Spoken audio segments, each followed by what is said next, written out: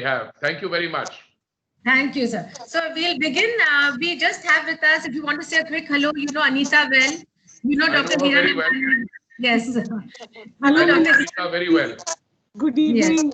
And I've over the years seen her in different, Right. incarnations, if I may. So I'm glad to see her now in this new role. Yes. Thank you. No, and we have Dr. Hiranandani. We have CPPIB, Sujit and James Sawyer. We have also Sandeep Asthana from Sun Life Financials. And we have Chanakya from Ivanhoe, Cambridge. And we have Ankur Gupta from Brookfield. So with your permission, we'll begin. Sir. Thank you. Please start. Okay. Shivani, if you can, shall we start? Yes, we are ready.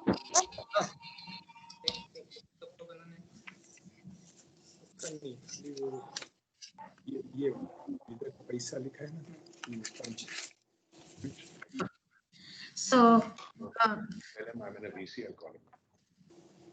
hello and welcome everyone for this very special and important session on the Indian real estate and urban development sector.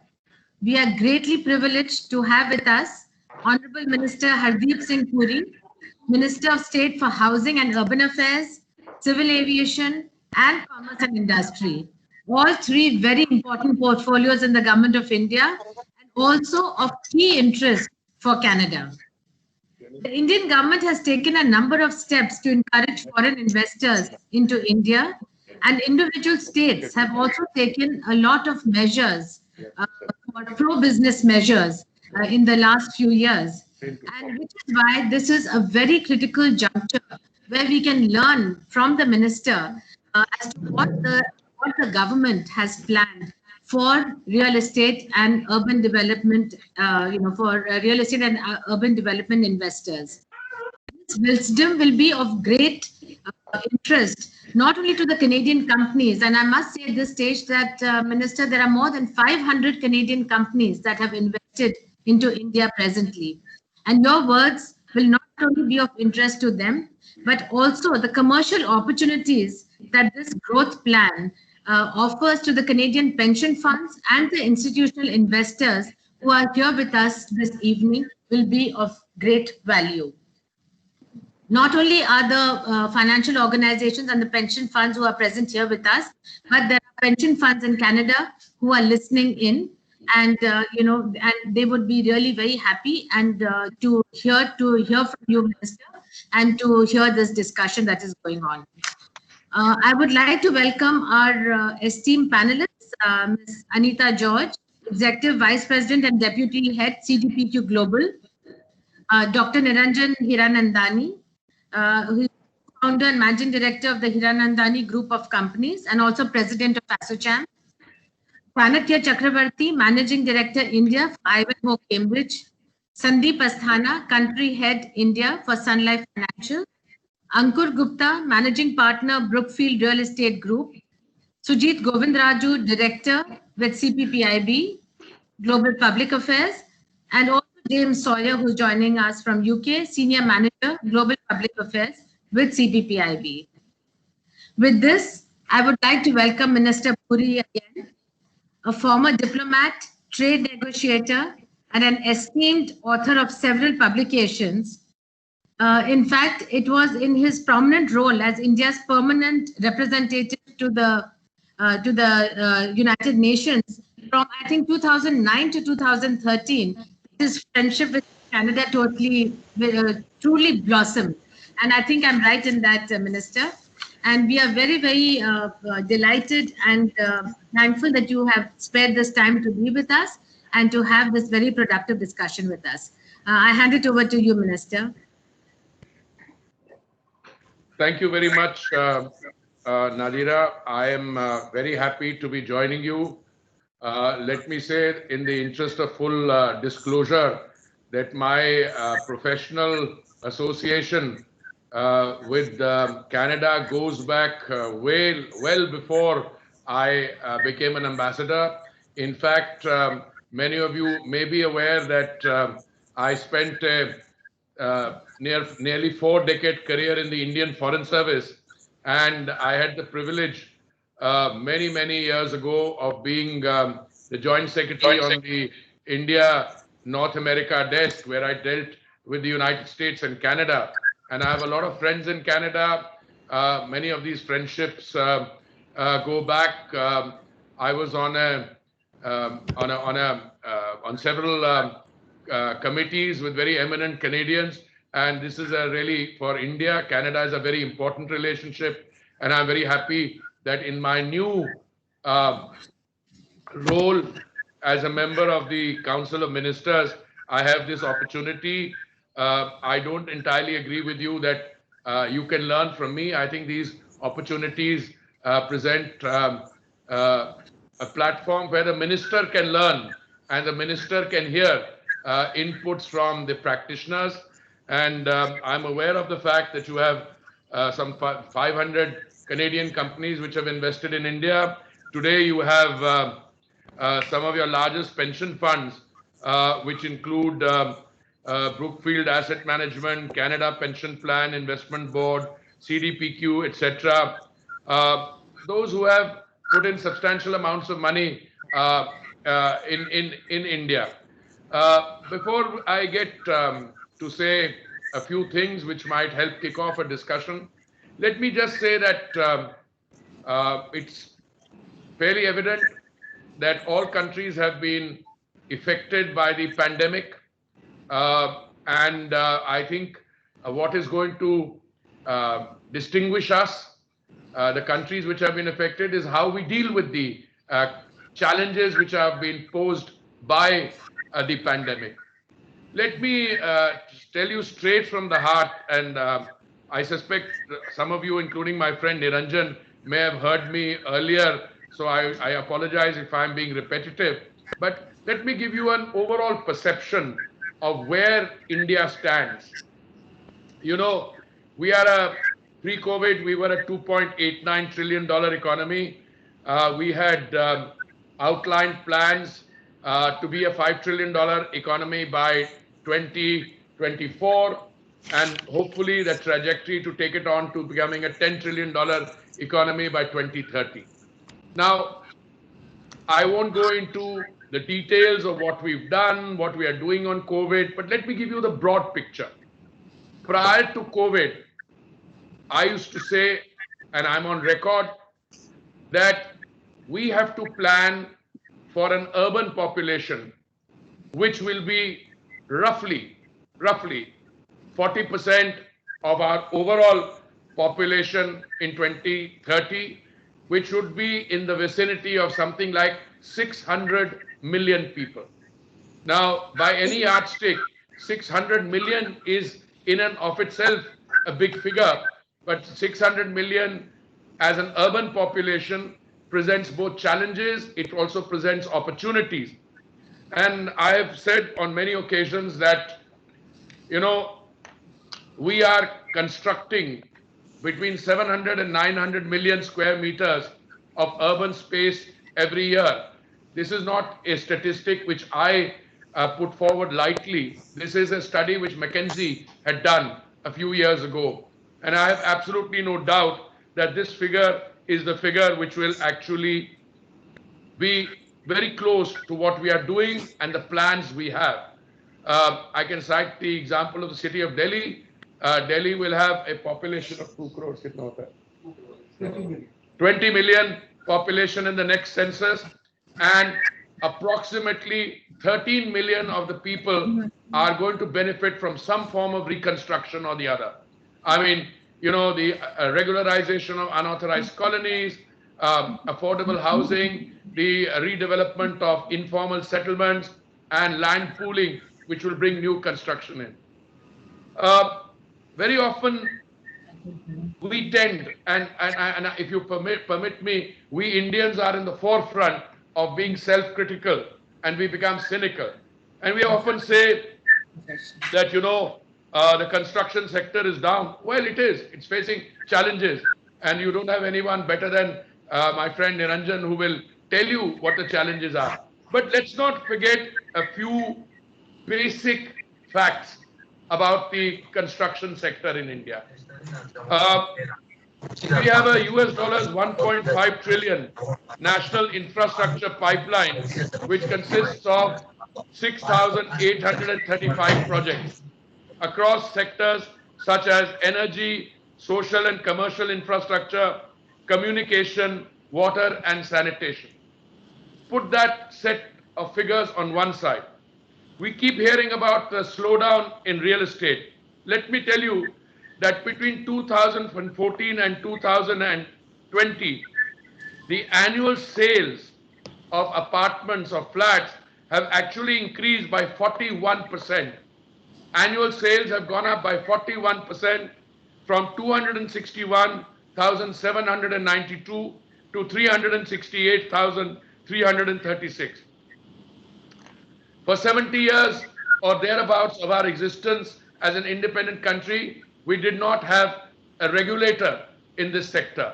And one of the most significant reforms I think that my government has done, I can reel off the others, but I think that will take up time. I can share my speaking notes with you subsequently. We introduced a regulator. It is bringing discipline into this sector. It is insulating us from fly-by-night operators. And there's a little bit of blood on the floor because people are getting used to doing business in a better, in a cleaner sort of a manner. The composition has changed due to the enactment of RERA and the formalization of the market. Tier 2 sales have increased by 123% and Tier 1 sales have increased by 24%. The share of launches in affordable segments increased from 35% in 2013 to 40% in 2019. Over the same period, the unsold inventory has increased to around 640,000 units as the number of houses constructed was even more than increase in demand. In the last 10 years or decade, housing loans have increased more than 3.5 times from US dollars 67.57 billion to US dollars 243.24 billion, which is a 3.5 times increase. I could go on and on about what we've done in ease of doing business. All those, as I said, I can share with you. What I can tell you is that 70% of the India of today will be rebuilt between today and 2030. I want to jump quickly to another sector which I deal with, which is civil aviation. Pre-COVID, we had a footfall in our airports, which was 345 million. Delhi Airport today has an annual traffic of 70 million. We are building another airport in a neighboring state adjacent to Delhi, UP, in a place called Jewar. With the expansion of the existing Indira Gandhi International Airport in Delhi, with a 4th runway and the Jewar Airport, the traffic which the Delhi 2 airports will handle will surpass the passenger traffic in the London Heathrow, Gatwick, Stansted combined, which is 140 million. Similarly, Mumbai has 50 million passengers a year. With the new airport coming up in Navi Mumbai, we are planning to increase. There are huge civil aviation hubs which are being produced in India. The number of aircraft we had pre-COVID, let me go back a step further. Before one of the major airlines ceased operation, was about 560. We slowly overcame that. Just pre-COVID, we had 70 million, 700 aircraft. There are aircraft, I don't know how COVID is going to impact on civil aviation, but I can come to that in a minute. We have plans to build another 100 airports, upgrade existing ones. We are privatizing airports. I just got cabinet approval for 3 more yesterday, and I'm hoping to go back to the cabinet with further such requests in the coming weeks and months. What will Indian civil aviation look like? Indian civil aviation in the year 2030 or much before that. As I said, 600 million urban Indians living in urban spaces, the number of people who will, the footfall at airports, which was 345 million, you're looking at 1 billion passengers. Why do I say this? With a penetration of just 7%, we were growing in double-digit figures in the previous 5 years. In 1 year, the growth was 17%. There are Canadian entities which are operating airports, which have shown interest in our privatization program, and I have absolutely no doubt that there are business propositions, there are win-win propositions, not only for Canadian companies, for Canadian investors, but I believe people in other friendly countries as well. Most of our schemes, whether it's our smart city project, where 100 smart cities are being produced, 90 of them are brownfield, 10 greenfield, and this is in some ways a pilot project. Our urban transportation, let me just give you an example. In the urban sector, we have something like 700 kilometers of operational network in 18 cities and another 900 kilometers in pipeline in another 27 cities. In the Delhi National Capital Region alone, I think we should have something like 370 kilometers of rail, and it is going up, including in phase 4. Even whilst COVID is on, we are still under some restriction, but we are developing in phase 4. Urban transportation, civil aviation, the construction industry, I believe all of these, in terms of our plans, contain, I think, not only real facts and figures which I mentioned to you, but our growth ahead. I started by saying that different countries have reacted differently to the pandemic. I can say with a degree of confidence that the Prime Minister's decision to impose a lockdown early was timely, sensible, and it enabled us to do two things. One, it gave us the space and the wiggle room to ensure that in areas where we were deficient, for instance, we did not manufacture PPEs or ventilators. We are not only manufacturing them now, we are exporting them. Our pharmaceutical industry rose to the occasion, and whether it's hydroxychloroquine or paracetamol or other issues or other pharmaceutical products, we have exported them in large numbers. We are responding. We were becoming, in a sense, the world's pharmacy much before COVID, but I think it's received a renewed push and momentum.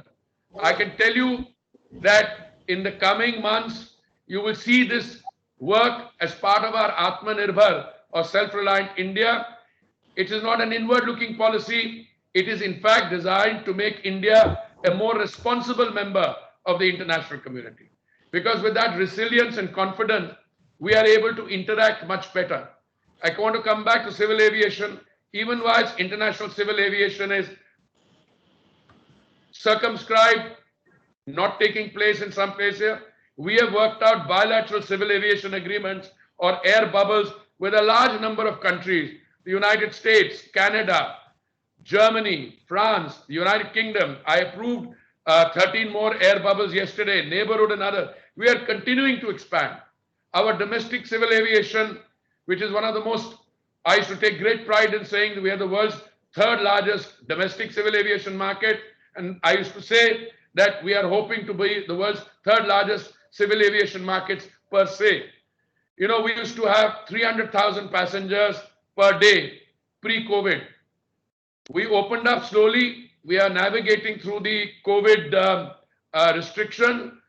2 days ago, we carried 93,000 passengers on a single day. I'm very confident that by the time we reach our festival of Diwali, which is in the middle of November, we will be close between 150 and 200,000 passengers per day. And by the end of the year, 31st December, I'm hoping and I'm working towards opening up our skies so that we go back to pre-COVID levels, which are 300,000 passengers per day. I hope I haven't spoken longer than I should have, but I just wanted to give you a flavor of what it is. I have not touched on the commerce and industry part of my portfolio because I thought I'd stick to these two. I've touched on commerce and industry a bit through pharmaceutical exports, etc. But I stand ready to listen to you, to get your inputs. We greatly value speaking to people who are not only hands-on, but who are practical because they know they can assess. And we are very happy, not only through this platform, but in any other manner, my colleagues in the Council of Ministers, if we can share with you what all we can do, then I think that all provides the basis for meaningful cooperation between your economic entities and ours, for us to work out an ecosystem which is even more welcoming. As I said, I had a huge speaking list with all what we have done in the last few years. I would have that sent to you, Nadira. Maybe you can make it available to your members. Thank you very much.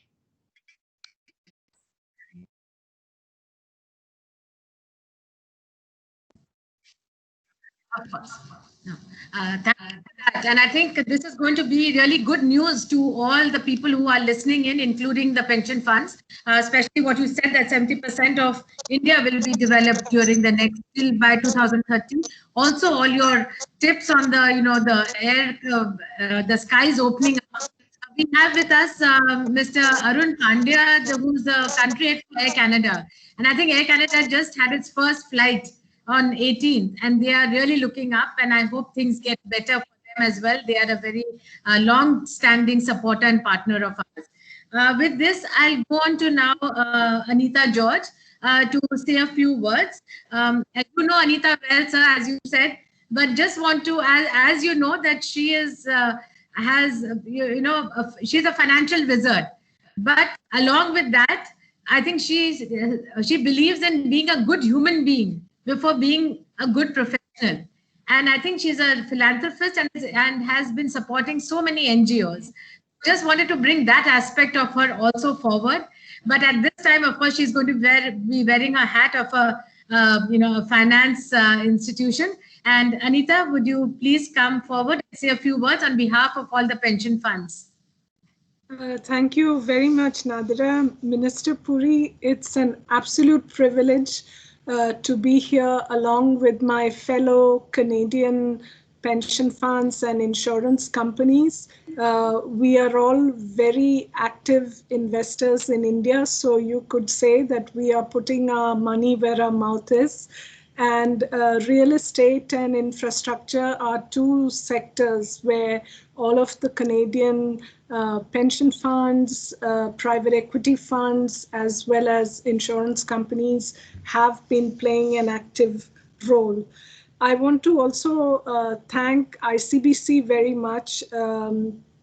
ICBC has been really an excellent forum, very, very active in bringing together Indian businesses and Canadian businesses, and the partnerships that many of us have been able to develop with Indian partners has been really helped and promoted by ICBC. So thank you, Nadira and team as well.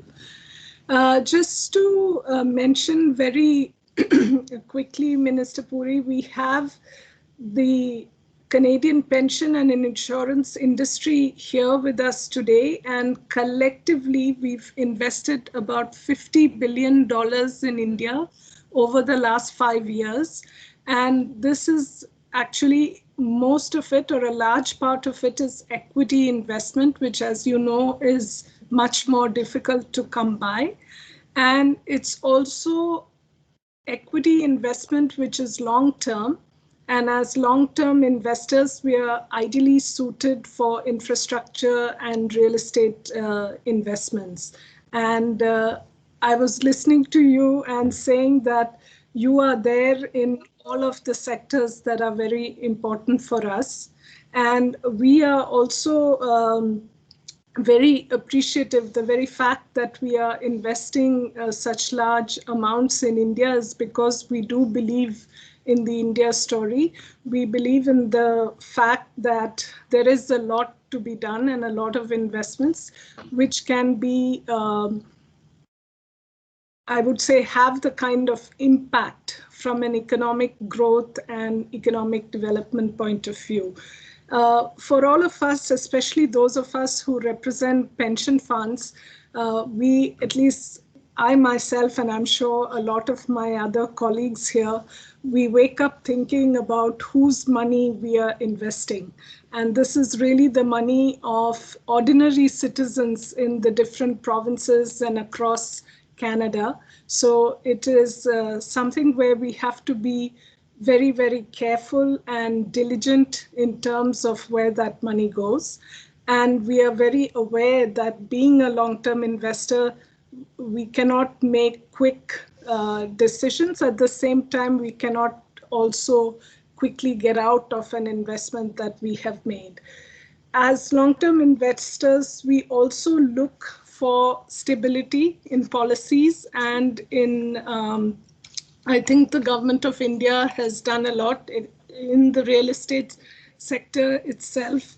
RERA and PMAY and the model tenancy laws, all of these regulatory, I would say, improvements have helped a lot in making the industry much more investor friendly. And this is something that we appreciate. We also recognize the potential that the Indian government has realized in granting a tax exemption status for sovereign wealth funds and pension funds investing specifically in infrastructure, which, as you very well know, includes housing and other important sectors for the country. And also, we appreciate investment vehicles such as REITs.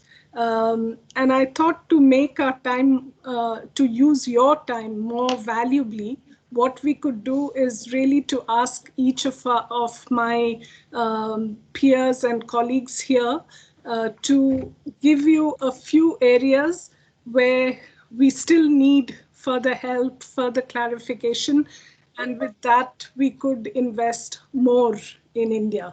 So I thought we'll make it a very focused conversation.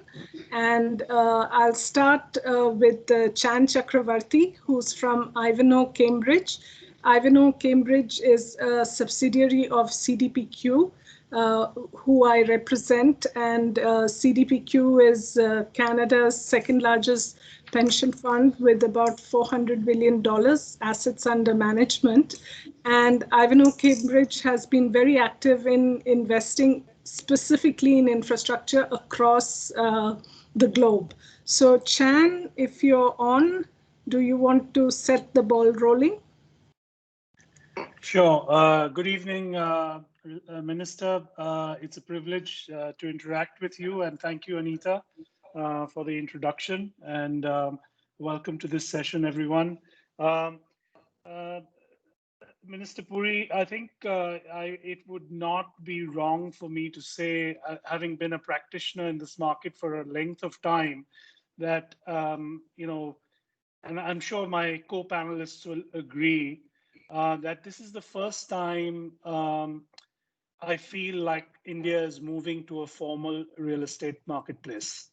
And this is a big credit to your administration for giving that or conveying that perception. And I don't just say it because I want to say something to please you, but you know, these are facts. The fact is, you know, everyone talks about GST in glowing terms on how big a reform it is, and it is. It is a major tax reform post-independence. But I, as a real estate practitioner, would say that RERA, as well as the Insolvency and Bankruptcy Code, were absolute pivotal game changers. That's the way I would describe it, because it formalized the for-sale residential market overnight. Of course, there are teething challenges, but I think it kind of completely separated the men from the boys. I think that's extremely encouraging. I think the other major reform was the introduction of the REIT regime. We now have 2 listed REITs in India, which obviously means that, our colleagues like Brookfield and Blackstone and so on, who are accumulating large portfolios, don't have to go to another jurisdiction and to actually monetize those portfolios. And it gives access to local investors, and of course invites more foreign capital to come in. I think the third thing I would say that is encouraging is this whole emphasis on rental housing that you announced last month. We are ourselves studying that policy as to how we can participate in that. I think this is, I would say that this democratizes the ability for ordinary Indians to live in more upmarket locations, and not just make it an enclave of the elite. And I think that's very, very important. Based on our observation, what we've seen globally, well, multifamily residential or rental housing is one of the biggest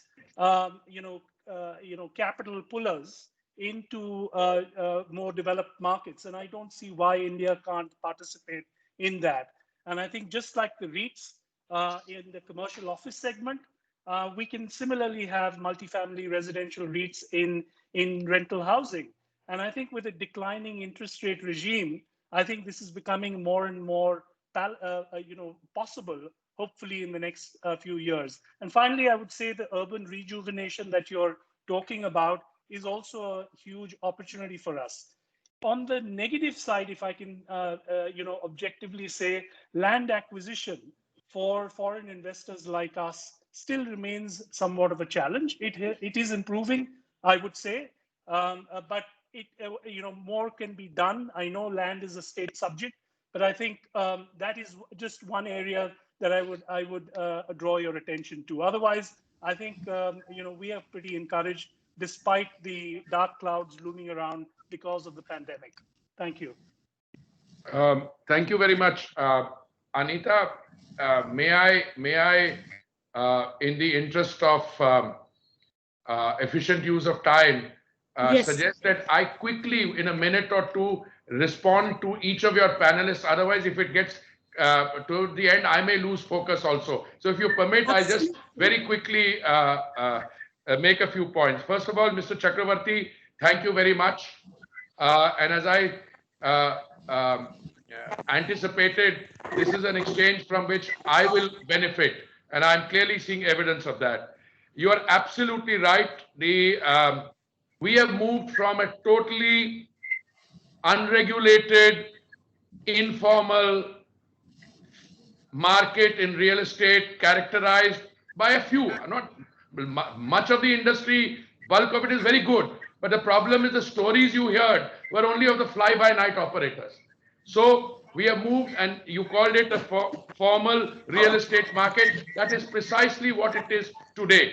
And RERA and the Insolvency and Bankruptcy Code have helped us take it in that direction.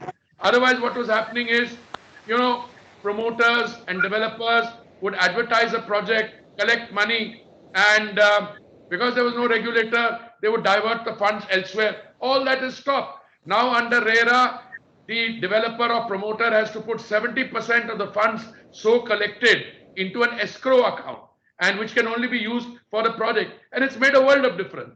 And I think that's very reassuring. You talked about the rate, the real estate investment trust rate regime. You spoke about the rental housing. May I just say, if you permit me, it's not just rental housing, it's affordable rental housing and affordable rental housing complexes. Look, when we started on the Pradhan Mantri Awas Yojana or the Prime Minister scheme on affordable housing, we did a demand assessment. And according to that, we had to build 1 crore, that's again 11 million homes. Now, 11 million homes, we did a revised demand assessment slow-mo. The good news is, since that project started in June 2015, we have already sanctioned more than nearly 11 million homes. We have already grounded 6.8 million. We've already handed over 3.5. We still have 2 years to go. I'm very confident that with the kind of technology we are using, we will saturate this. The sanctions are there now. The construction is picking up. COVID, yes, was the pause button, but we are trying to revive that. But the desire for ownership will be met, and each home will has to be in the name of the lady of the house. So there is, female and gender mainstreaming and empowerment there. I can see my friend Anita nodding in approval. I get that approval at home also. But let me tell you, there is a lesson we learned in the COVID. We suddenly found that because of this totally unanticipated disruption, a lot of people had to move. These were the migrant workers.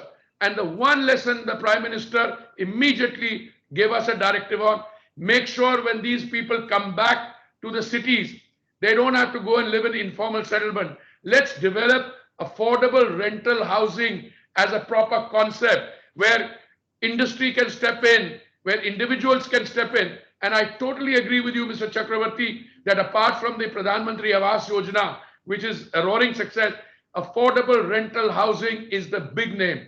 Many of Mr. Hinnandani's colleagues with whom I work had told me, had given me this idea. But this is the beauty of adapting to a crisis. You think the moment has come, you seize the opportunity, and we rammed it through. And now it's been approved, and there's already fantastic amount of work going on there. I can assure you that what you call urban rejuvenation is not my term. My predecessor, the Honorable Vice President of India, when he was sitting in this room, he coined the term urban rejuvenation. But I'm very happy that we have been able to take these flagship programs in the urban sector forward. Many of them are nearing completion, like the sanitation campaign. We've completed it. We are upgrading it now. We're taking it to, the ODF plus, Rev 2, the Smart Cities project. What you call as negative, I don't think, I think you're absolutely right. I would use stronger terms. And I'm glad that you also provided an explanation. Land is a state subject. But we've been able to get all these improvements, including a regulator. When we enacted RERA, there was a formidable challenge, legal challenge. People who said, they didn't say that they didn't want a regulator. They said, it's too little, we need more, which means never have it, derailing. All these legal challenges went to the Mumbai High Court. We won those challenges. Today, RERA is a fact of life.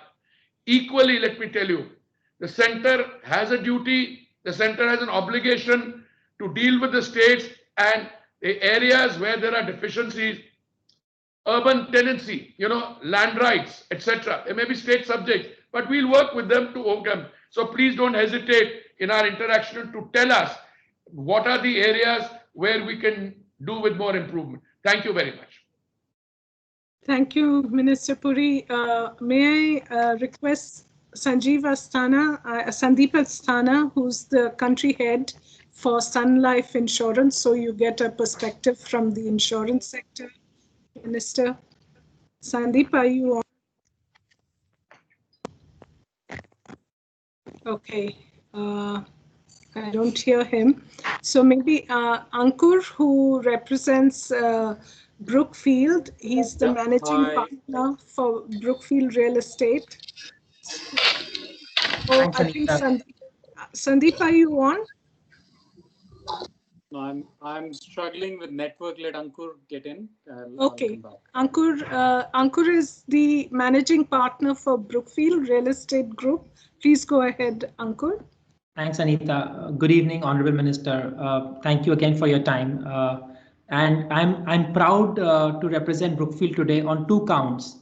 One is we are a core Canadian company. We've been there doing business globally and of course in Canada for the last 100 years. And today I'm proud of the fact that we have more commercial real estate in India than back home in Canada. So that's a very proud moment for us, and that truly represents how far our firm has come in terms of its investment program in the country. And second is hopefully in the next coming quarter, we will be the first truly global foreign firm to sponsor a REIT in India, meaning that we will be the first 100% institutionally managed REIT by a Canadian firm in the country. So proud of that, and I would say our investment track record in India is actually has almost 100% happened during the regime of the current government since 2014. So no matter how many challenges there are in the country, there are reasons to invest in India, and India is a country where there is real growth. And for investors who have patience and who have a slightly long-term program like ourselves, it's a fantastic place for us to invest and to grow our business. I would say real estate, sir, as you described, real estate houses the economy. Today, more than 4 million jobs have been created in the technology IT sector.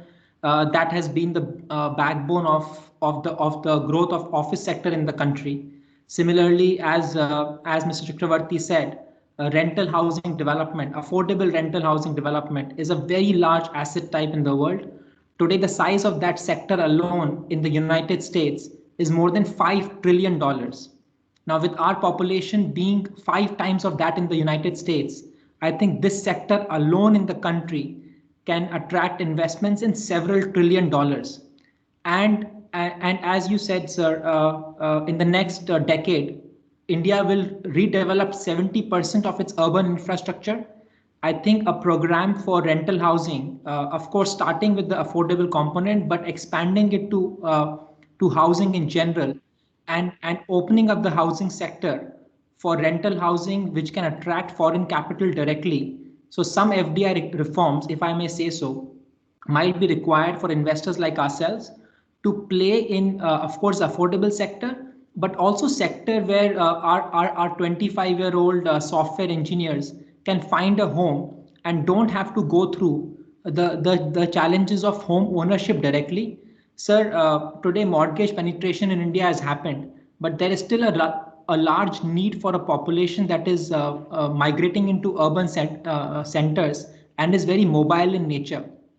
So for companies like us can provide houses to these workers in the software and services sector, which can be institutionally owned, and the cost of ownership can be taken away from their financial burden, and they can become participants in the economy without the burden of owning their own houses.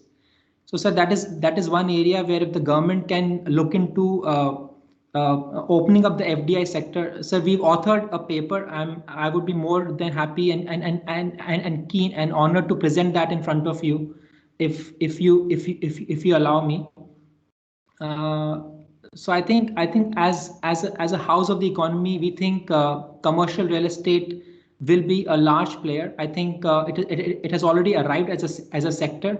I think if the government can simplify or at least clarify its stance on how SEZ assets in the current regime will be treated, I think that will go a long way. SEZs in India have been a success story par excellence. Our partner and very dear friend, Mr. Hirandani, built Mumbai's first city SEZ, which we are very proud to be the owners of today.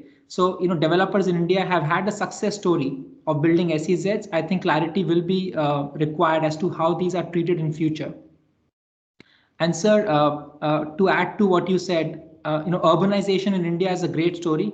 I think we should also focus on suburbanization of India, because our cities are really fighting a lot for resources. So some form of decluttering, if that can happen, and the smart city mission is spot on. But to the extent we can try to create more suburbanization through infrastructure intervention for cities like Mumbai, Bangalore, etc., I think that will go a long way in keeping these cities as top cities in the world and not just in the country. Thank you very much, Ankur. I am very reassured because I must confess I was not aware of the fact that Brookfield owns more commercial real estate in India than in Canada. I mean, that's music to my ears. Look, I am acutely conscious of this, of the potential of affordable rental housing. I'm a little cautious. I'm older than you, so I don't know whether the fact that we have 5 times the population of the United States necessarily will mean that, and it's $5 trillion worth there. But even if you make allowance for the difference in standard of living and purchasing power, but the example you give is a very good one. It's a very good example. But that is what is something that, you see, we were already dealing with issues like template in terms of rental. We have already been in touch with the state government. We were doing that. But this takes it a step further, because the idea there is to unleash, to make sure that people who own properties were not willing to give them on rent because they were apprehensive for a variety of reasons, release that, but also provide for those, especially the people in the economically weaker sections, to do that. And I think that that's a road we must go down. I like your term, suburbanization. That's what we are doing all the time. You have a big city, you're trying to create a magnet, so that the suburbs move in another direction. I mean, I started my professional life in Tokyo, and I used to ask myself, what is the population of Tokyo? Because, Tokyo metropolitan area is one thing, but then you go on to Yokohama, and before you know what's happening, it's one lot. The same thing is the case with Delhi. And now when you've got this huge 350-kilometer metro system, you get on the metro in one state, come through Delhi, go into the another state, but that's happening. So some of this suburban push away, etc., it's happening, but I agree with you. We need to do, the Lieutenant Governor and I have been talking about it. We said periodically, let's, in one of the budget speeches, encourage the finance minister to say they're coming up with 50 or 100 new towns. But it's happening. We should maybe do it. I take your point very well. Thank you. Thank you. Thank you, Minister Puri. I now move to Sujit Govindraju, who is the director for CPPIB. And the CPPIB is Canada's largest pension fund, and again has a very prominent investment program in India. So over to you, Sujit. Thank you, Anita. Minister Puri, thank you for your time. I think last time we met was at your office in Healthier Times last December. Post that, we've continued investing through COVID. In fact, since start of the lockdown in March, we've already invested about nearly $400 million. And we're close to pulling the trigger on another $500 million worth investments over the next few months. So as Anita was saying, I think our current AUM in India is about 11 billion with investments in real estate, infra, renewable energy, technology, financial services, and credit. Globally, we manage assets of about 440 billion, roughly about 20 million Canadians out of the 33 in Canada are our contributors. So through COVID, we've been maintaining a long-term view on India and are now quite committed to reach our development targets here. India is one of our 3 emerging markets of focus, where we'll have roughly 1/3 of our projected 600 billion AUM by 2025 deployed in these 3 markets. As I think about just 2 suggestions, and these are real points of feedback that we've had to some of the investment proposals that we came. I think so. So one specific one is on land that is linked to airports, bus depots, metros, etc. So, for instance, in the case of airports, when you think about duration of the leasehold rights on the land, typically right now in airports, it is 30 plus 30, so 30 years plus 30 years. So one question that we often then ask here is, especially for long-term investors, how is this renewal of lease going to happen at the end of 30 years? Because we typically look at it with a longer horizon. So if that is not automatic, then that immediately poses the question, is that going to reduce the potential of the land itself? So that's one, which is duration of landhold rights. Second is another example is, for instance, metros, right? Often the land is linked to the SLAs on performance of the metro. So if anything were to happen on the SLAs on the performance of the core asset, then the land would be at risk to be taken away. Again, this is a huge constraint, right? When you think about, when the developer thinks about getting investors like us, then we would say, hey, it looks like there is a risk here if you were to invest on the land, and for no fault of the investors or who constructed on the land, the SLA would have triggered the land to be taken away. So that's something which I think one could think about as for future development of metros, right? And when you think of the same concept, the same thing can be applied to bus depots, railway stations, etc. I think these two probably would be useful points to just bear in mind. The second point is on national level asset recycling program. And I think the government has done a phenomenal job, especially with NHAI, the toll roads, and you've seen great participation from most of us on that front. I think your department, Airport Authority, is also doing extremely well. I think high interest on that front too. I think Australia, for instance, I think is one of the countries which has done this well. They raised nearly about $20 billion from this national asset recycling program over a 4-year period. But when you think of how to apply this for other assets, right? And I think of waste management. It's currently an asset class where most of us wouldn't probably evaluate. But I can tell you, I think in US, for instance, we have one of our portfolio companies which does solid waste management services there.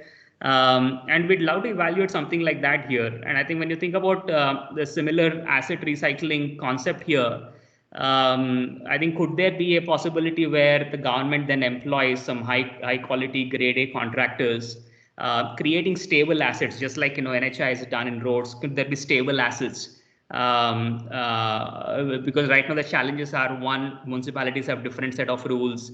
Implementation is really hard, and there are not enough high quality developers that we can invest in. But assuming these can be resolved, I think even something which is difficult to touch right now, like waste management, waste to energy, becomes an investable asset class for someone like us. With that, let me pause. Well, thank you very much.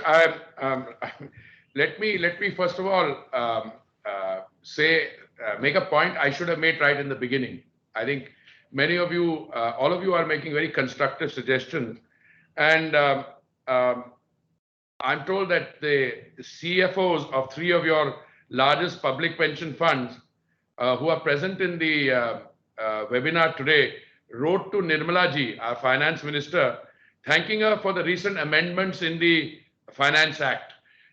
So that just shows that it's not as if we have a set of policies, our own thinking. We're always open to advice and how to take these things forward. So many of the comments you made, I fully think, and Mr. Hinnandani will bear me out. Any letter that they write from CREDAI or Noretco, or now Vici writes from ASSOCHAM, it's not as if I need convincing. We sit down, we talk, we say, how do we do it? Then we jointly try and navigate it forward. But you mentioned this figure of 11 billion investment in India to 240 billion.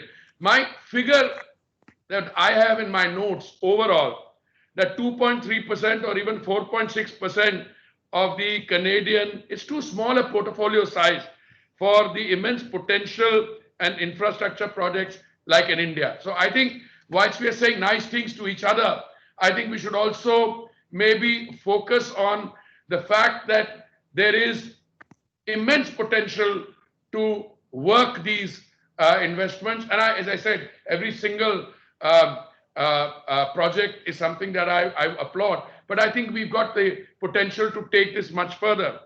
And therefore, I'm not, look, you talked about airport land, you talk about metro land. Let me tell you, we are engaged with this issue. How do you leverage monetized land? But you got to do it in a comprehensive way, not just land belonging to one particular entity.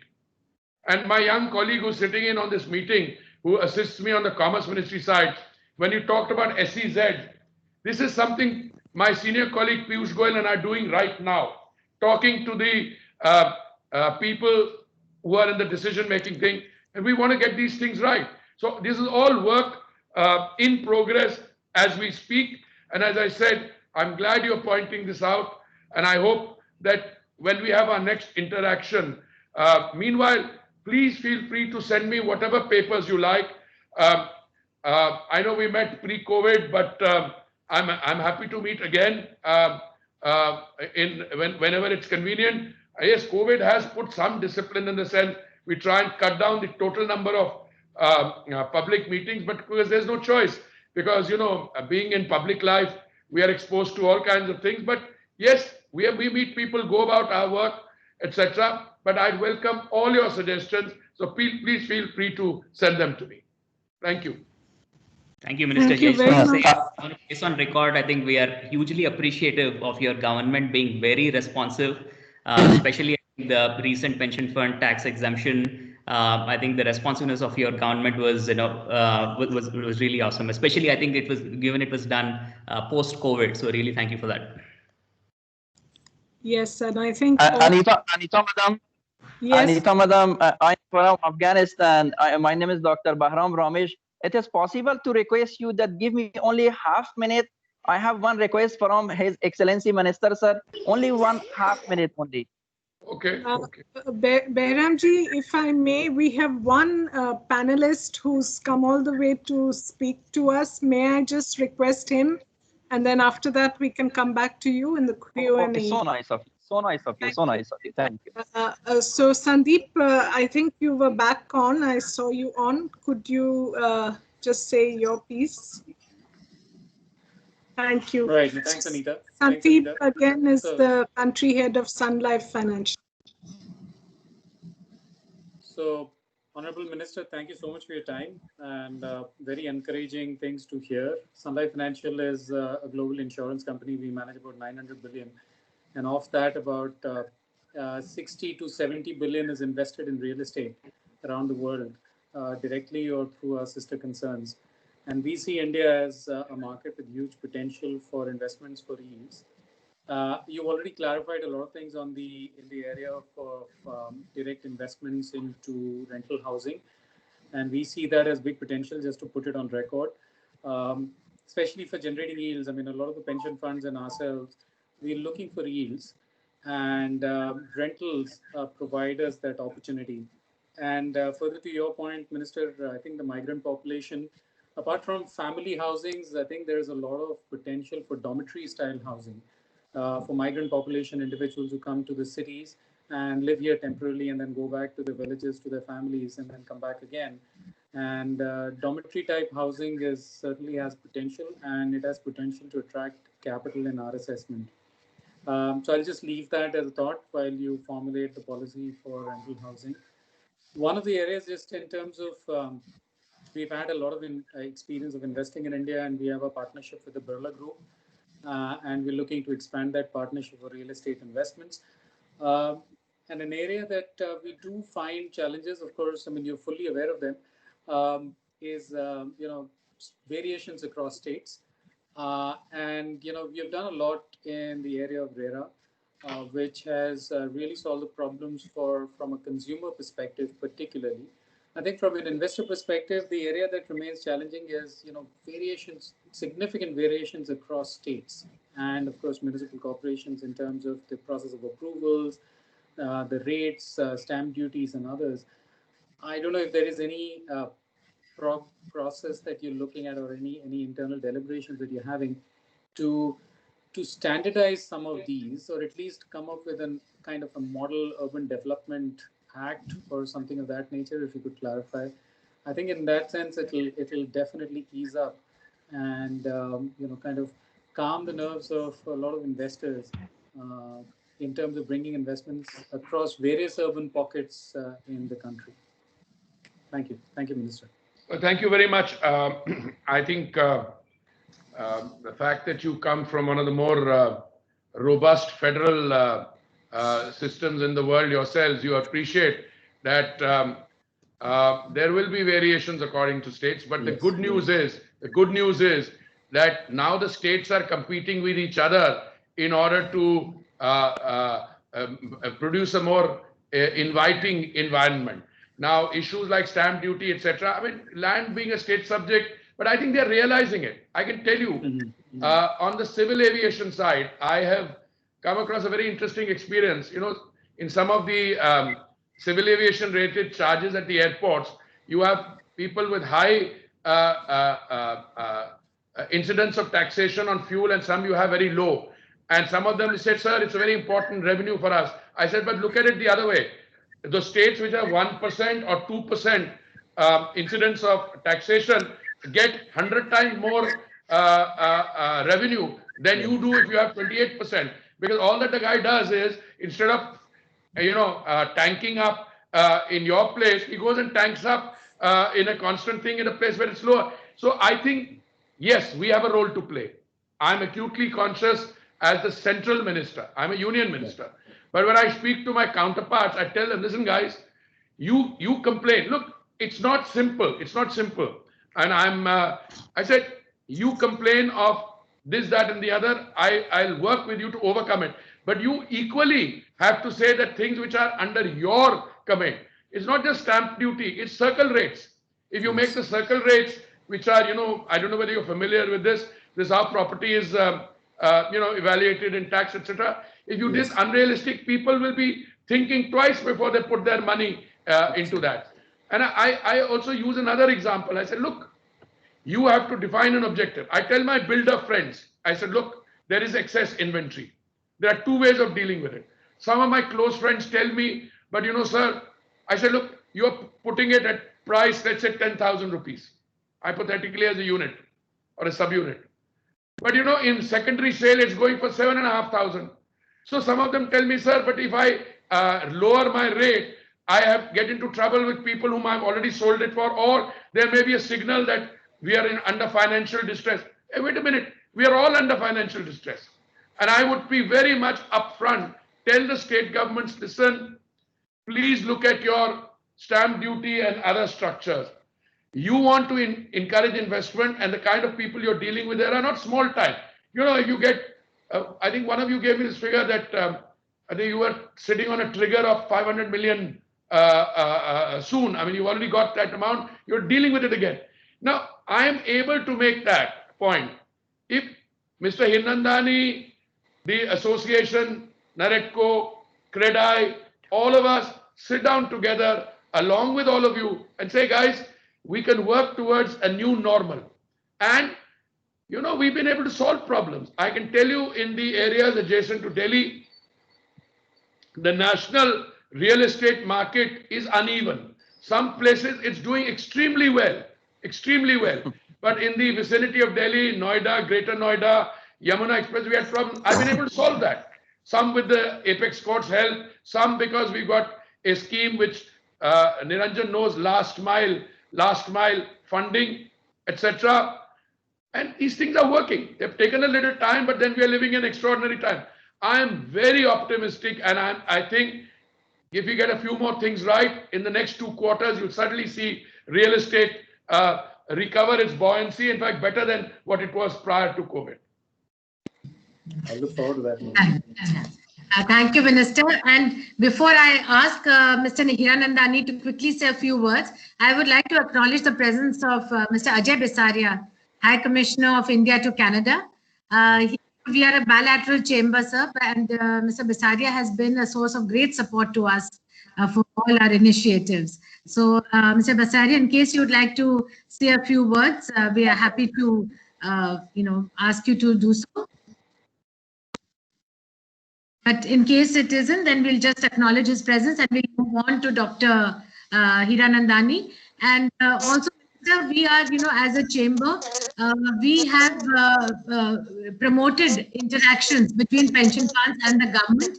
And one of the things that led to the budget, what happened was during one of these interactions. So hopefully, along with you, we will have more roundtables such as this to lead the real estate market also onto the optimism that you are talking about. So with this, Dr. Hirnandani, you have been present. Yes, yes, sir. No, thank you very much. I don't know whether Ajay is there or not, but I did see my friend Vishnu also on the screen for a while. So my warm regards to both Ajay and Vishnu.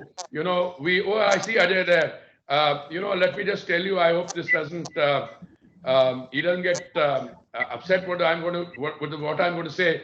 But, you know, we always send our very best to Canada. So I'm glad you have Ajay there. And I'm sure that the bilateral relationship will, both on the economic front and certainly in the areas which I deal with, receive a solid boost.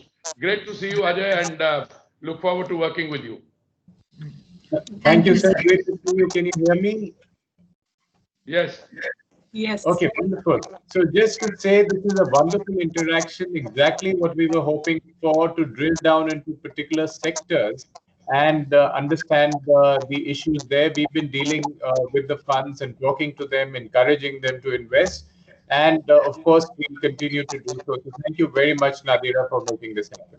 Thank you. Thank you. Thank you, Mr. Visaria. And back to now to our discussion, and I'd like to now invite Dr. Hiranandani. I think Hiranandani is a name synonymous with real estate. And although you have come in at the end of the discussion, you have been with us throughout with several references made to you, Mr. Dr. Hiranandani. So please do come in and share your views with us. Thank you very much. Thank you, ICBC, for calling me here today. And I'm, of course, tremendously delighted to be in the presence of Mr. Hardeep Puri. Since 2017, we have been actually having a paradigm which I can tell you has been almost a revolution in housing, thanks to Mr. Hardeep Puri and the ministry. Just to give Mr. Ankur Gupta the reaction to his suggestion, I want to tell you that in July 2020, Honorable Minister and the Ministry has also permitted 100% FDI in completed housing projects. So you can invest and give on rent. That's already available.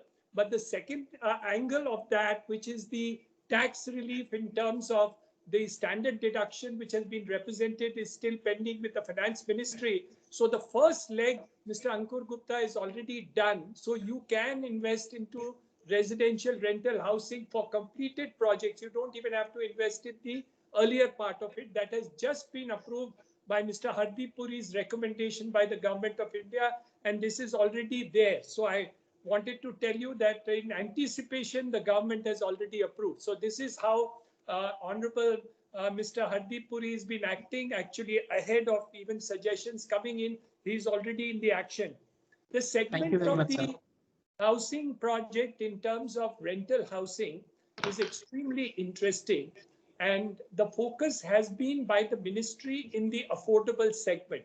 But in reality, the entire segment of all housing, including co-living and others, will actually be an opportunity, though some minor variations may be required to be done in the terms of the Finance Ministry's action. So I think there's a huge opportunity of investment in that. The second point which you mentioned, and Honorable Minister has already done for your kind information in Mumbai, which is suburbanization of Mumbai, has been done. They are now going to invest. Mr. Devendra Fadnavis started it in 2016-17 when Mr. Hardeep Puri came in, and we are putting in 300 kilometers of metro, and about $45 billion will be invested in the next 5 years in the Cross Harbour Bridge, in the metros, and the coastal road of the western side. So you will see the suburbanization take place in Mumbai and many of the other cities. I don't have the statistics here, but it is there. The third point I wanted to put across is to congratulate the Honorable Minister. The target set by the Prime Minister of 1 crore houses, 11 million houses, so to say, will be fulfilled. This is one of the first targets of any ministry, I think, in such a scale, has been completed in the segment, and already 60,000 crores of rupees has been committed by the Housing Ministry in this segment in terms of interest subvention alone. So that's a huge amount of money which has been put up in the housing segment.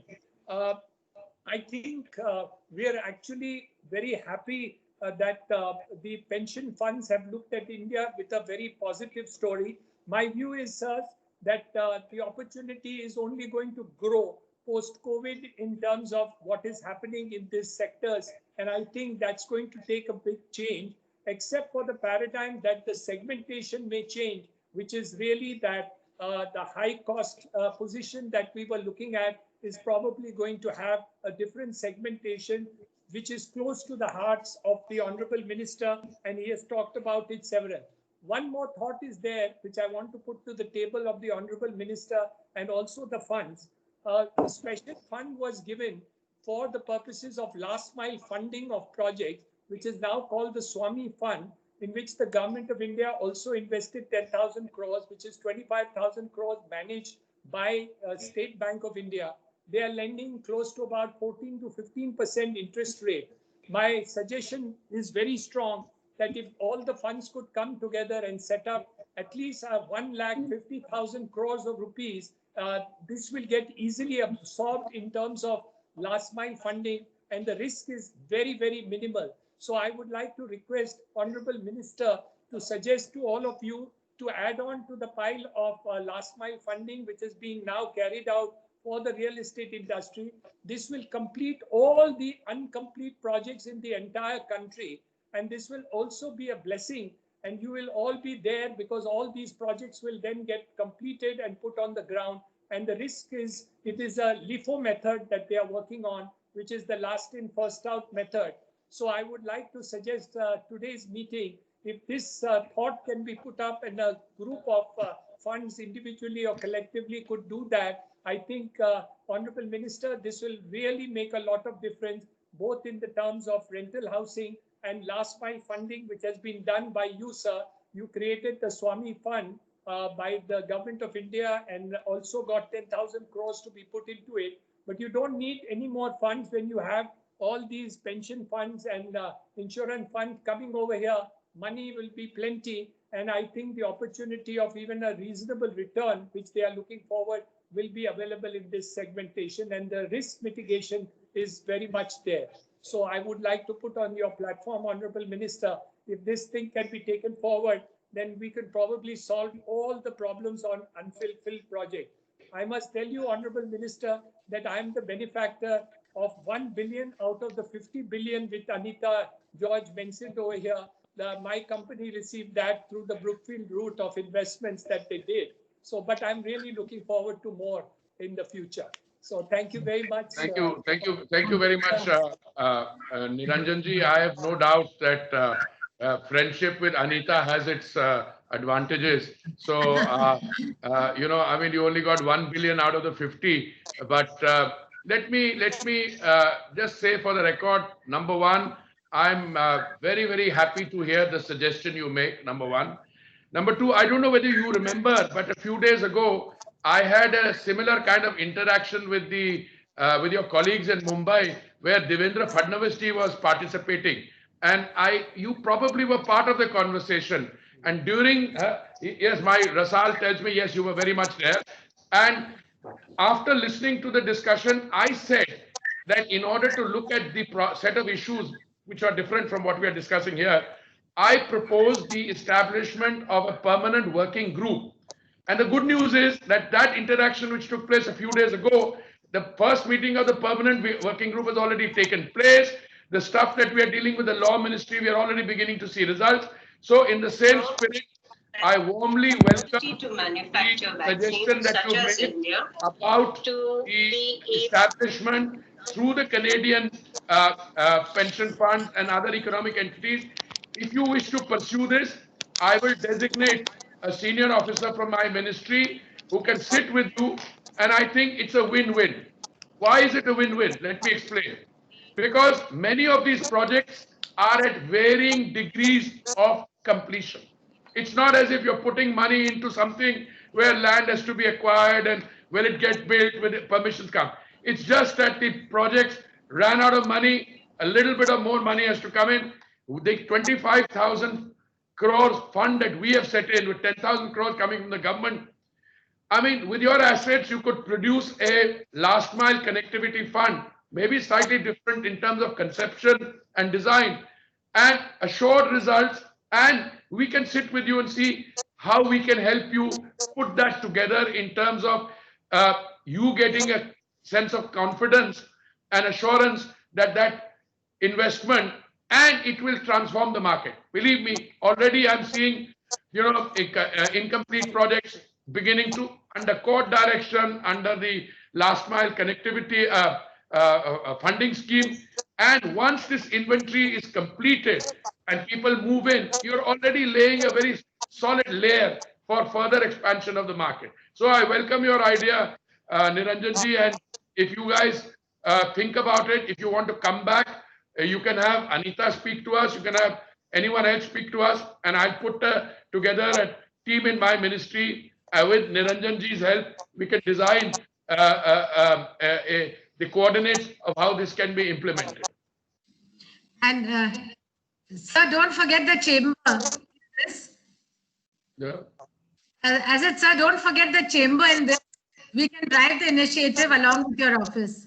No, absolutely. That's what I mean, the chamber. I meant the chamber. I'm sorry, I'm mixing up. I thought Anita was part of the chamber. No, Nadira, you take the lead on this.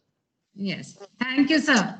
No, with that, I just want to also, sir, just bring to your notice that Andrew Smith, who's Minister Commercial for the Canadian High Commission in India, he has been there throughout, present also for this, and has been very supportive of all our initiatives.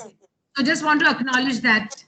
Well, I'm very happy that he's been part of this. That means we're tying out both ends with our High Commissioner in Canada and the Canadian High Commission, both sitting through this discussion. Yes, so that's been a great privilege for us. And thank you so much, sir. Are there any closing remarks that you would like to make, or anybody else? No, it just remains for me to thank. I think one of your colleagues wants to speak. Yeah. Yeah, who's this?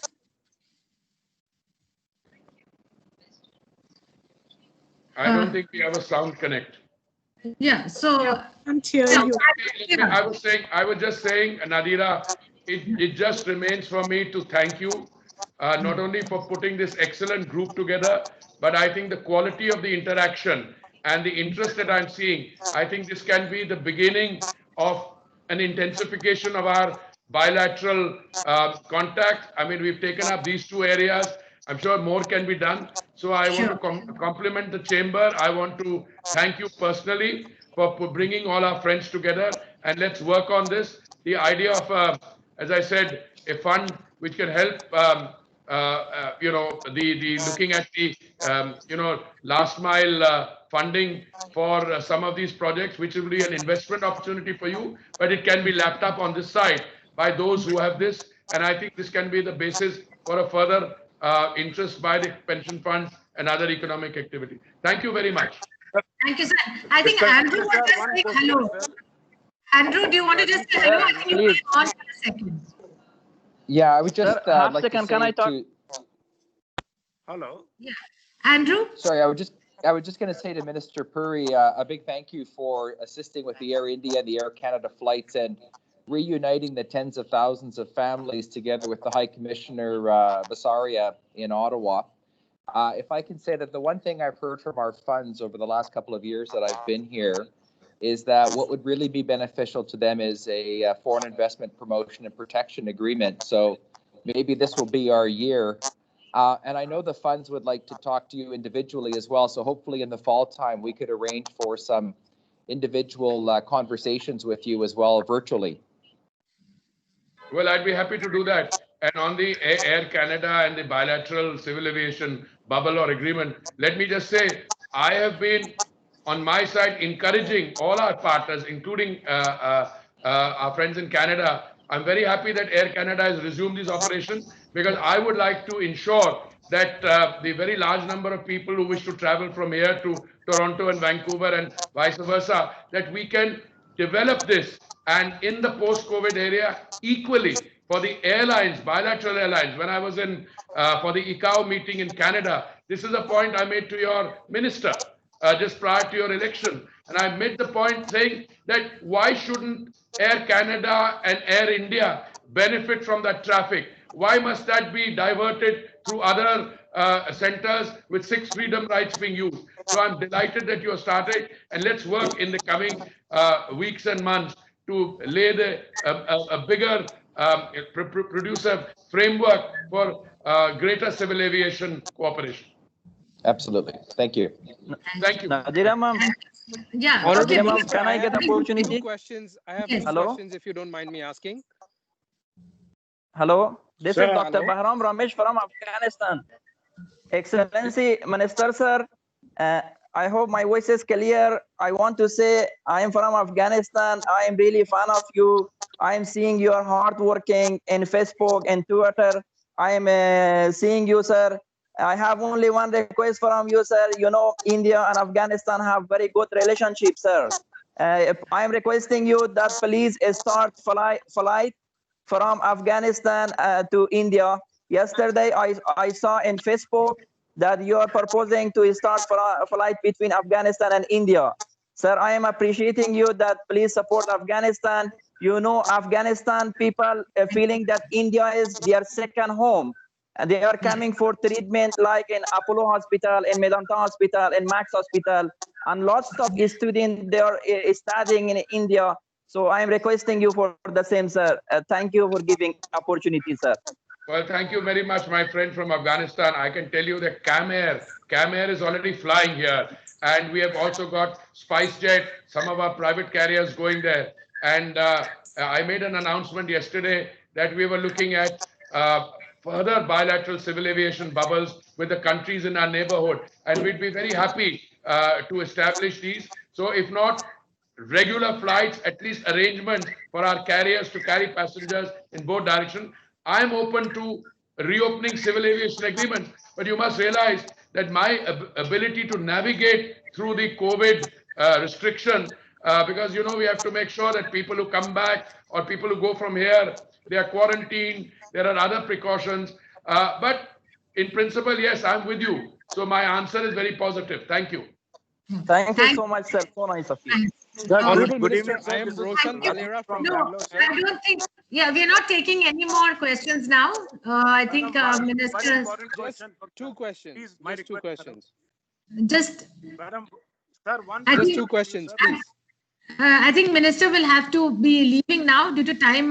What we do is, if you can give us your questions, we'll share it with Minister's office. And And I'll then see my reply. I have to go to another virtual meeting. So I'll have to apologize. share your email ID. Can you share your email ID? we'll send it. We'll share it. We'll share it with you. Thank you very much. And thank you, Anita, for moderating. Thank you to all our panelists who have been here. And a very big thank you to Minister Hardeep Singh Puri. We have really, really enjoyed this discussion and it's fun. Thank you. Thank you very much. Good night to everybody. And please keep safe, stay home and stay healthy. Thank you. Thank you, Minister Puri. Thanks very much. Thank you, Nadira. Thank you, Minister. Thank you. Thank you. Thank you, everyone. Pleasure being on the call. Thank you.